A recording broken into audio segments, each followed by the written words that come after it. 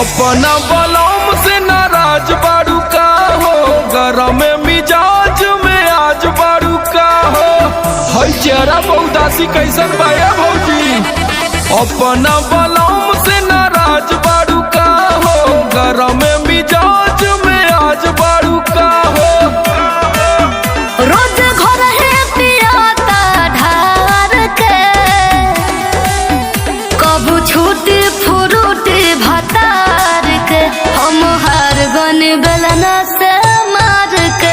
कबू छूटी फुरूटी भतार के, हम हार गन बेलना से मार के। हम हार गन बेलना से मार के।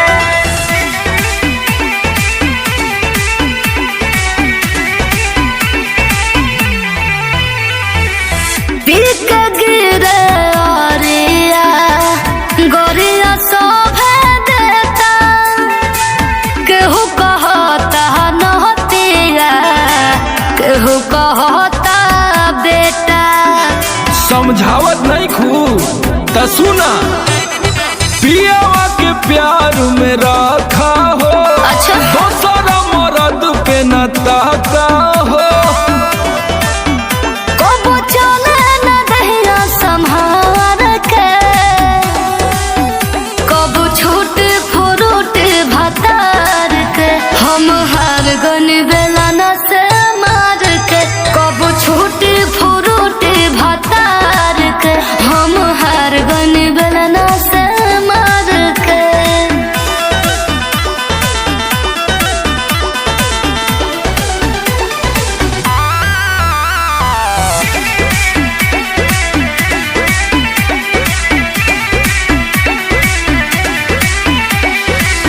बेच के सारा जेवर देवर में रहेला, नशा में डूब के दहिया के दही जसमा हेला।